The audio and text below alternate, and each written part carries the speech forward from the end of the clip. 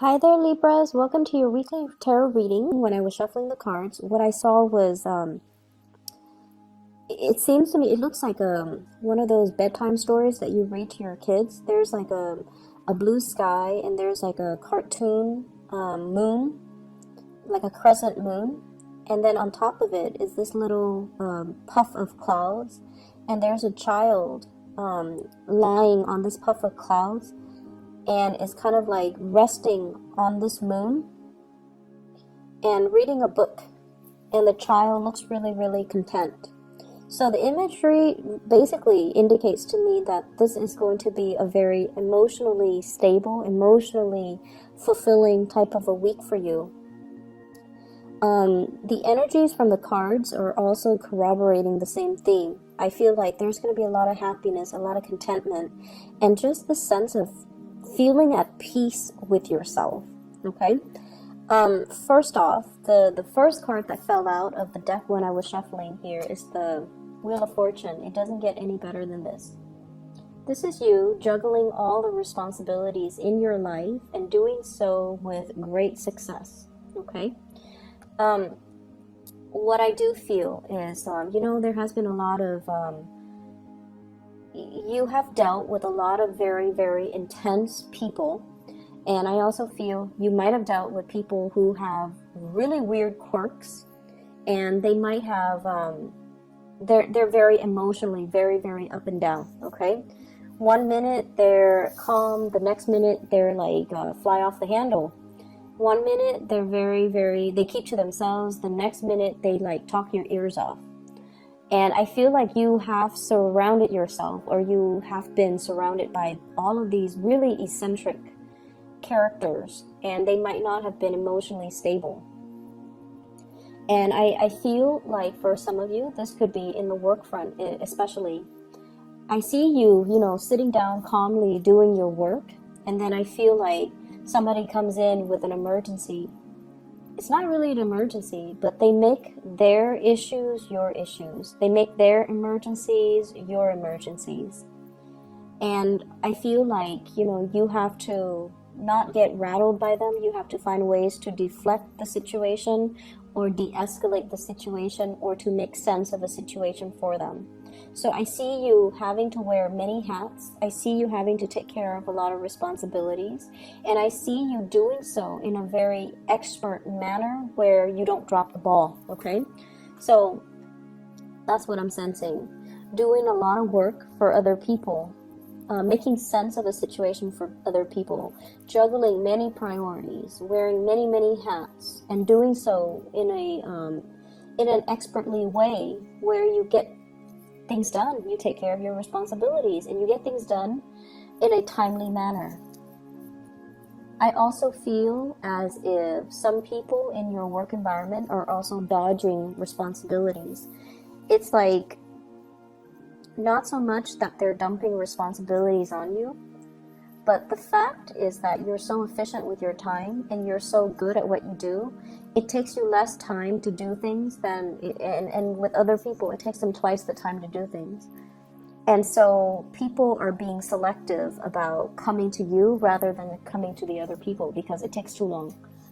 And just make sure you draw very clear boundaries, and make sure you tell them, this is other people juggling two things and feeling very frazzled, whereas you're juggling multiple things and you're not frazzled at all. Okay, so you're definitely on a higher caliber, and because of that, people come to you and they want your expert advice, and you find a lot of people coming to you for counsel, for assistance, to clarify things for them. So just make sure that you do what is fair for you. You don't have to, tell them go away or anything like that, but you kind of need to draw firmer boundaries, okay? Because if this happens on a perpetual basis, you're doing twice the work as other people, and it might not bode well because it absolves the other people from doing their fair share of the work, okay? So drawing very, very clear boundaries, that needs to be said, but I feel like you're going to be able to do that. You show up here as the Empress. And once again, defending your territory, drawing clear boundaries. She has the shield up, so that means, She's very protective of her energy. She's very discerning about who she gives her energy to, and she's not rattled. If people come in emotionally unstable, she's going to be like, why don't you take a 5-minute break, come back to me when you are calmer. Or, you seem a little bit rattled. Why don't you gather your thoughts and come back to me when you have already sorted those things out. So you're not letting other people into your space who are just all over the place, who are emotionally unstable. So you're definitely defending your turf. I'm also seeing as well being very protective when it comes to children. Okay, so I see some of you too having to attend those, they're like parent-teacher conferences where you are dealing with your teachers, and the teachers might tell you things about the kids that you don't agree with. And I definitely feel like you're in the right here. It's not like you're being defensive about your parenting style, but I feel like you understand the children, and you feel like the teacher might not have an accurate assessment of of your children, so you're going to defend them. Okay, but either way, I feel like there's this sense of being able to juggle everything successfully. Your work life and your home life and your personal life balance are very balanced out, and you're successfully managing everything. You're going to work, you're making really good traction in your career, and you're making a really good impression with the people that you work with. You're handling your responsibilities with diligence and with great care and grace. And then at home, your kids, they're clean, they speak properly, they excel in school. Around bedtime, you don't feel drained. You can read them a bedtime story. You tuck them into bed, and they're well adjusted. And then with your personal life, I feel like you've already got that under control too. Some of you might be single parents and transitioning into a relationship with somebody that is a really good relationship partner for you. They will treat your kids, if you have children, they will treat your kids like their kids. Okay, so you're meeting somebody that will share the responsibilities with you. They don't keep scores as to, oh, that's not my biological kid, I'm not going to take care of it. They will love you, and they will they will give you and extensions of you the love that you want to give. Okay, so they see your kids as, an extension of you. And so if they love you, they're going to love your kids. And they're going to share the responsibilities for you. For those of you who are single parents, I feel like you have finally met somebody that is like worth your time, that you feel you want to introduce and you trust to be around your children. And if you have had to, struggle to take care of them, I don't feel like it's financially. I feel, well, it could be as well if you have, encountered difficulties being a single parent, being a single mom, being a single dad. You're meeting somebody that will chip in to do their fair share of the work to alleviate the burden. So keep in mind, one person stepping up doesn't mean the other person gets to step down. It requires a concerted effort from both parties. So both parties needs to contribute. Okay, so I feel like that needs to be said, but I do feel somebody's coming in to alleviate the situation, and it's somebody that can be a really good relationship partner for you. What I'm seeing here, we have the Empress and the Emperor. This is like the perfect match. There's great complementarities here. Okay, one person is like rules like kind of like the outdoors, the other person rules the public space. So I definitely feel like this is like the perfect match. Two people that owns their domain. Two people who are very emotionally healthy, and two people who are very successful in the world. So this is like a power couple dynamics coming together. And both people have really clearly defined roles, and they know what needs to be done, and they get to doing. So for many of you, this is like meeting your other half, or having somebody that is by your side and that will really truly be there to support you, and having that pillar of stability, that pillar of strength that you can really rely on. So it looks very good. If there has been imbalances in relationship, and especially I feel like if one person, if you're in a relationship, one person is unemployed and one person was like taking care of everything, all the finances, there is going to be a balancing out where the other person is going to be able to get a job, to land something really good, and to reclaim their role and their status and their authority in that public environment. So that means, you know, getting the job, getting the recognition, getting a you know, it's like a self-esteem boosting job. Okay, so if they've been out of work for a while, they can doubt their capabilities, they can doubt their competencies, but I definitely feel like their self-esteem is going to be boosted. Also, for those of you who have been juggling 2 jobs, I feel like one of your job is going to really pick up, which will allow you to drop the other job. So if you've been doing 2 jobs because you were trying to make ends meet, one job, you might get a promotion, you might get like a pay increase, you might get a ladder, not a ladder, a vertical like promotion, or even a transfer. And that will allow you to, you know, financially be okay, where you can quit your other job and still be able to, you know, make the rent and to be able to live comfortably. So I definitely see an escalation in finances. Okay, I'm seeing some of you as well. You're given a lot of responsibilities because the people that you work for really trust you. They trust your skills, they trust your ability to get things done, they trust your ability to make decisions, and they trust that, you know, when you do something, it doesn't have errors. So I see like work that is returned to you without corrections, work that is returned to you without markings in red, because you do your due diligence to proofread, to make sure everything passes the common sense test before you even submit things. So I do feel like a lot of work returned to you without any revisions necessary. And because of that, you have a track record, or you have a reputation of doing something very, very successfully, and so people don't have to worry, and that's why they're giving you a lot of responsibilities. You are looked upon really favorably by somebody that you work under. So it could be a manager, a supervisor, whoever it is that is right above you. Because with this Emperor card, this is like a boss, a person in a position of power. It could be male or female. And it shows up here, 8 of Pentacles, right next to the work card. Work card. And basically what that denotes to me is, you know, somebody's really keeping an eye on you. They might have thought about creating a position for you, and they feel like you're perfect for the job. If you are going out and, you know, setting your resumes and things like that, I feel if you are in one job and you're just like, I don't really like the people, I don't like the people that I work with, but I love my supervisors or my manager, and I don't want to leave it, but I feel like I can't really progress here.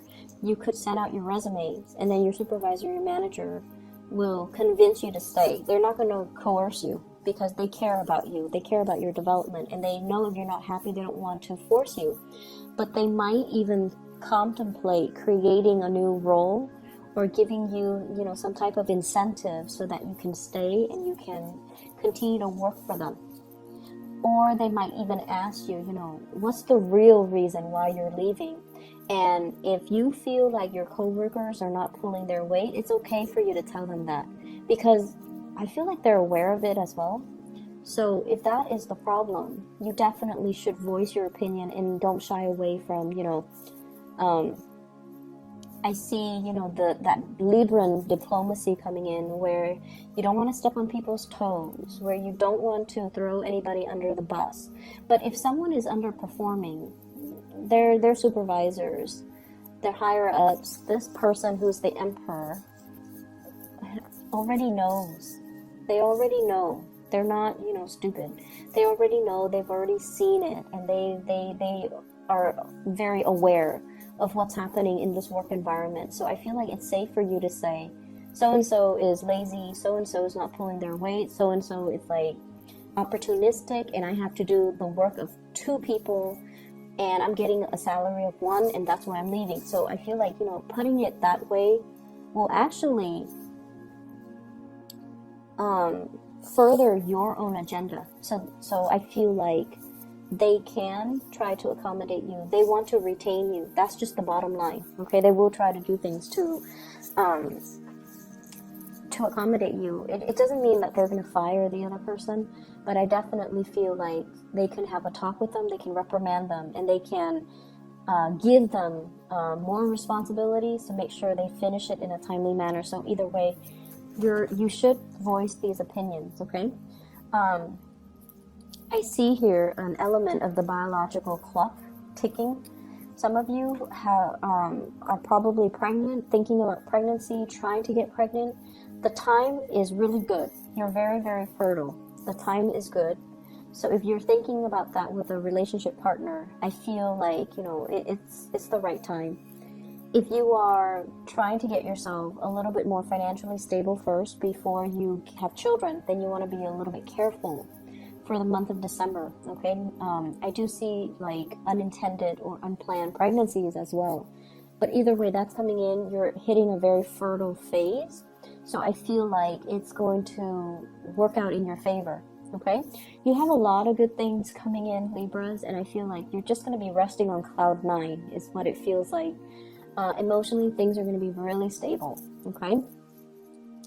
Let me see for singles. So singles, you're dealing with somebody that you're very attracted to, is what I'm seeing. I have the devil here, and this indicates to me really, really intense attraction. I feel like they're dealing with other people as well.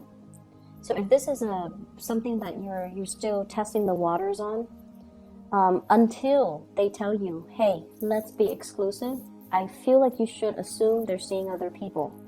So if you want that exclusivity, you might need to be the one to, you know, approach the topic. So until they tell you we're exclusive, you're my girlfriend, then I feel like you should assume that they're talking to other people and seeing other people. I also feel like you're dating somebody who's not very financially stable. They're trying to be, because I feel like this person has a lot of pride, and they see your successes, and they know that, you know, they don't have a lot to offer. And there's a big part of them that is intimidated by your success as well. And I feel like that's going to be the motivating factor to get them a lot more, to kind of like encourage them to do more, to create more, to not settle for, you know, being underemployed or underpaid. So I feel like that's you're going to be the inspiration to kind of light that fire under them to get them to do more in their lives, okay? What I feel though is, for singles, there's definitely a really, really good match out there for you. If you're dating, you're gonna feel it. Like this match with the Empress and the Emperor, it indicates to me like a very serendipitous type of meeting with your other half. Okay, feeling like the other person has what it takes to be your significant other, or feeling like you have this really, really strong sense of teamwork, camaraderie, group work, or just, you know, you're seeing eye to eye with one another. Not only that, there's really, really strong physical chemistry between you and that other person. I feel like for some of you, you might have already encountered this person in the work environment, and the two of you you're sensing this connection, but you're also trying to be very professional about it as well, because you work together. So I definitely see that element coming into the picture. Okay, so either way, it's going to be a really good week for you guys. I'm really happy to see this. I hope the reading resonates, and once again, you know, have a wonderful week, and I'll try my very, very best to get the readings out for you on time. Okay, take care of yourself. Bye bye.